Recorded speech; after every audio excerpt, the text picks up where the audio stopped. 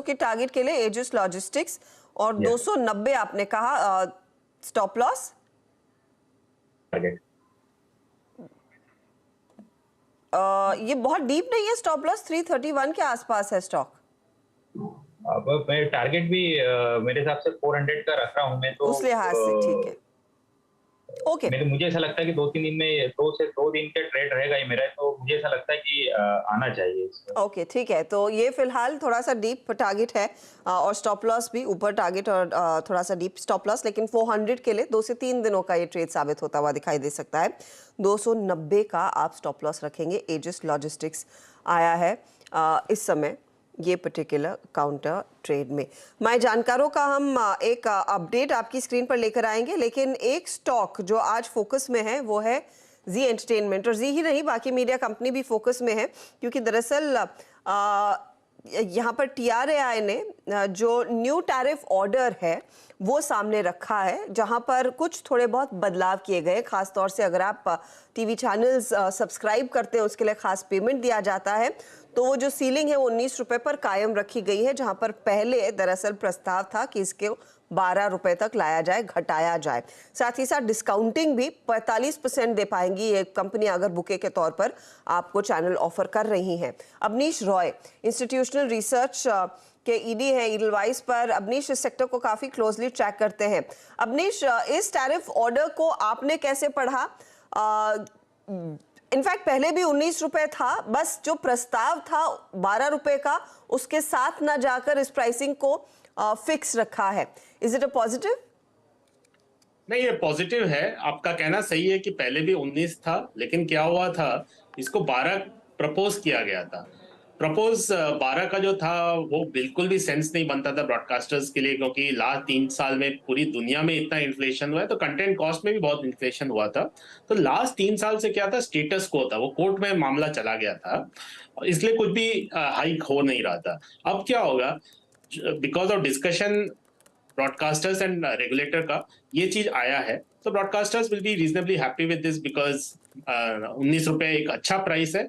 Also pricing में flexibility रहेगा, because 45% discount allow किया है रेगुलेटर ने।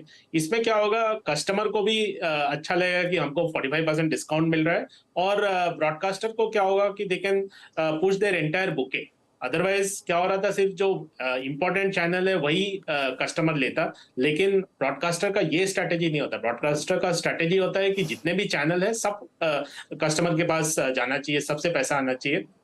उसके अलावा हम ये देख रहे हैं कि जो उनका रेवेन्यू है 3,000 करोड़ का, उनका सब्सक्रिप्शन रेवेन्यू साल का होता है। अब क्या होगा, 7 से 8% सीएजीआर इसमें आना शुरू हो जाएगा, क्योंकि लास्ट 3 साल ये कोर्ट में था, तो कुछ आप कर नहीं सकते थे।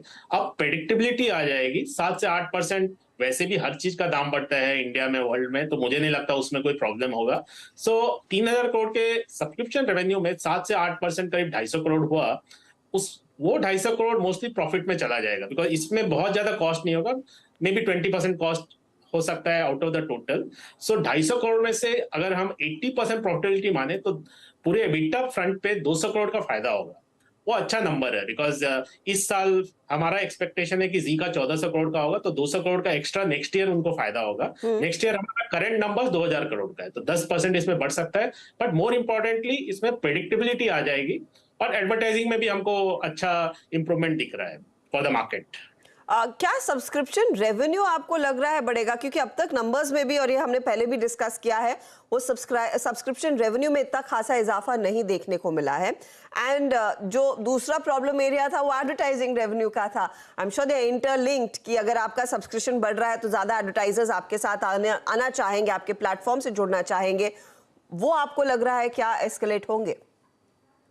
नहीं, मुझे नहीं लगता कि लिंकेज उतना स्ट्रांग था। सी, इसमें क्या हो रहा था, बिकॉज ये कोर्ट केस में था, तो 3 साल ये पूरा स्टेटस को था। सो आपका सब्सक्राइबर बढ़ रहा था, लेकिन सब्सक्राइबर से आप प्राइसिंग नहीं बढ़ा पा रहे थे, तो both are very different things. अब क्या होगा, डीडी फ्री डिश में बहुत सारे फ्री सब्सक्राइबर्स हैं। आप अगर ग्रामीण इलाके में जाएंगे तो बहुत सारे फ्री सब्सक्राइबर फ्री डिश देख रहे हैं। लास्ट 2-3 साल में कोविड हुआ, इकोनॉमी में चैलेंजेस था, इन्फ्लेशन में चैलेंजेस था, रूरल ग्रोथ में बहुत चैलेंजेस था। एफएमसीजी कंपनी को देख लीजिए, ड्यूरेबल, सब जगह रूरल वाज बिग प्रॉब्लम। अब क्या हो रहा है, मॉनसून भी अच्छा था in most parts of the country. Second, government ने भी subsidy in terms of fertiliser and diesel, there has been a reduction, so जो इन्फ्लेशन था वो भी थोड़ा कम हुआ है। सो मुझे क्या लगता है कि इन जनरल रूरल इन्फ्लेशन में रूरल ग्रोथ में worst is behind. Gradual recovery होगा, बट इतना जो डिप हमको दिख रहा था एफएमसीजी कंपनी में या अदर एडवर्टाइजर्स में, वो अब कम हो जाएगा। तो और सेकंड है कि एफएमसीजी में ग्रॉस मार्जिन बढ़ने लगा है। पाम ऑयल अब आधा हो गया, price of palm oil. Similarly packaging cost link to the crude oil, उसमें भी 30% का करेक्शन फ्रॉम पीक हो गया है। ऑफकोर्स रुपी डिप्रिशिएट हुआ है, but on overall basis gross margin her FMCG company का H1 वर्सेज H2 अच्छा होगा। उसमें से वो लोग एडवर्टाइजिंग बढ़ा देंगे, तो दोनों इंप्रूव होगा और FY24 should be very good year.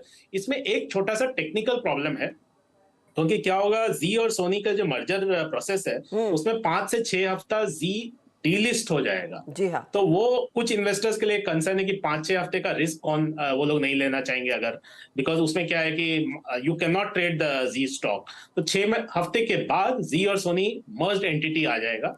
तो वो एक छोटा सा टेक्निकल रीजन है जिसके कारण stock has been under some pressure, but that's a non fundamental reason. Fundamentally things are definitely improve. कितना अपसाइड आप एक्सपेक्ट कर रहे हैं शेयर पे? सो हमारा बाई रेटिंग है और हमारा टारगेट प्राइस है 370। तो साइजेबल अपसाइड। बहुत बहुत शुक्रिया हमारे लिए समय निकालने के लिए अवनीश। तो अवनीश रॉय एकदम साफ राय देते हुए कि ये जो न्यू टैरिफ ऑर्डर आया है उसका कितना फायदा जी के हाथ लगता हुआ दिखाई देगा, और स्टॉक देखिए करीब 1.5% ऊपर है। ऑफ कोर्स सोनी मर्जर का भी आप फायदा देखेंगे आने वाले समय में, इसीलिए 30 से 40% की अपसाइड की गुंजाइश ये स्टॉक रखता है। ये अवनीश की राय है। चलिए, हमारे जानकारों ने जो ट्रेड्स दिए हैं उस पर वापस लौटते हैं। तो जो अब तक ट्रेड्स आने थे मेरे ख्याल में वो आ चुके हैं।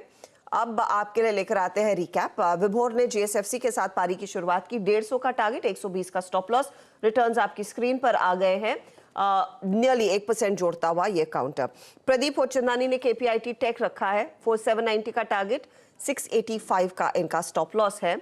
और ये स्टॉक भी इस घंटे 0.5% थोड़ा सा प्रेशर में आया। ऊपरी लेवल से हल्की सी मुनाफा वसूली होती दिखाई दे रही है। रत्नेश ने जीएनएफसी रखा, 700 टारगेट, 590 स्टॉप लॉस है। ये नया ट्रेड। एजिस लॉजिस्टिक्स भी नया जोड़ा, 400 के टारगेट के लिए 290 के आसपास का स्टॉप लॉस आप लेकर चलेंगे। जीएनएफसी 0.5% ऊपर, तो एजिस लॉजिस्टिक्स में करीब 0.2% तक के गेन्स बन रहे हैं।